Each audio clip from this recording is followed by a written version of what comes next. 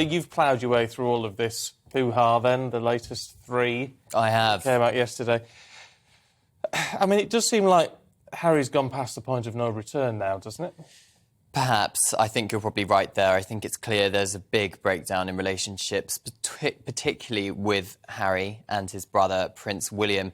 I think it was evident that Prince Harry said he was terrified when he alleges his brother shouted and screamed at him during that so-called Sandringham summit, which was the big meeting at Sandringham between the Queen, Harry, Charles and William, where they tried to thrash out their so-called Megxit deal as Harry and Meghan decided to step back as working members of the royal family. Harry also accused his father, now the king, of not telling the truth during that particular summit. And he also accused the late Queen, bearing in mind she's not been dead that long, of just sitting back and saying nothing. So clearly highly controversial, but it's clear, I think, from the papers this morning that the British media, at least, is kind of overwhelmingly supportive of, as you just saw, the Prince and Princess of Wales and their children, and the working royals at this carol concert at Westminster Abbey, which paid tribute, actually, to the life and service of Her Majesty the Queen. Well, I mean, you've watched all 6 now of Yes. the documentary series. You'll never get 6 hours of your life back, I must say. But, I mean, what was your overall impression? What do you think they're trying to say? Well, it's an interesting question. I think the final 3 episodes, which aired yesterday, were clearly a lot more explosive than the first 3 episodes. But to me, there's a lot of stuff which we've already heard before.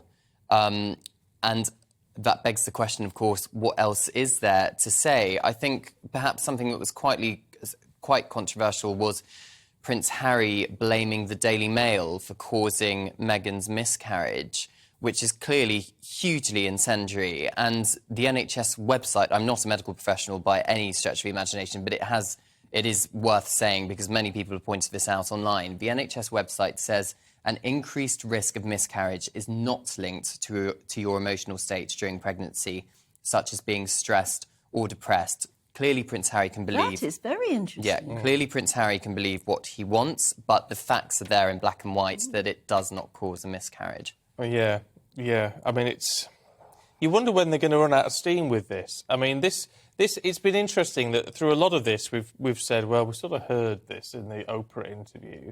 The book's launched in January, but we're going to pretty much have heard all of what's in the book in all of this Netflix series. Or will we? I mean, will there be something new in the book? Well, possibly. In the promo material we've had for this book, which is being released on January 10th, that it goes into detail about Harry's experience of walking behind his mother's coffin in 1997 following the death of Diana, Princess of Wales. So I think there's going to be a lot of background in terms of his childhood experiences and growing up, going into the army, the tours of Afghanistan, etc. We didn't really get much of that in either Oprah or this Netflix series. It was mainly about Meghan and perhaps their war with the British media and the fallout following their exits from the royal family. What is interesting is the US reaction overnight. After Oprah, the US was overwhelmingly positive of Harry and Meghan and very supportive.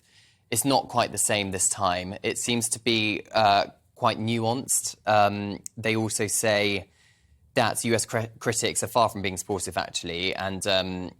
yeah, they're kind of overwhelmingly supportive, I think, of perhaps Will and Kate. Gayle King, is it, the US anchor, who's always been a great mate of Meghan's, even she said on a programme that she was interviewing, she said the area they've been going into now is a bit dicey. Yes, I've read that, which is very interesting, because we heard via a source from the Daily Mirror that Gayle King was in talks to do a promo interview with Prince Harry in the new year for his book Spare. So clearly, if even Gayle King is being not particularly supportive of the Duke and Duchess of Sussex following this documentary series, I'm not quite sure how likely it is that Harry will do a sit-down interview with her. In terms of response, we've had nothing, of course, from the palace. But we're not going to, are we? No, I don't. We're not. I've been told categorically that Buckingham Palace and Kensington Palace will not be commenting on this series. There was another GBNews People's poll actually yesterday which found the public overwhelmingly supported that decision of the King not to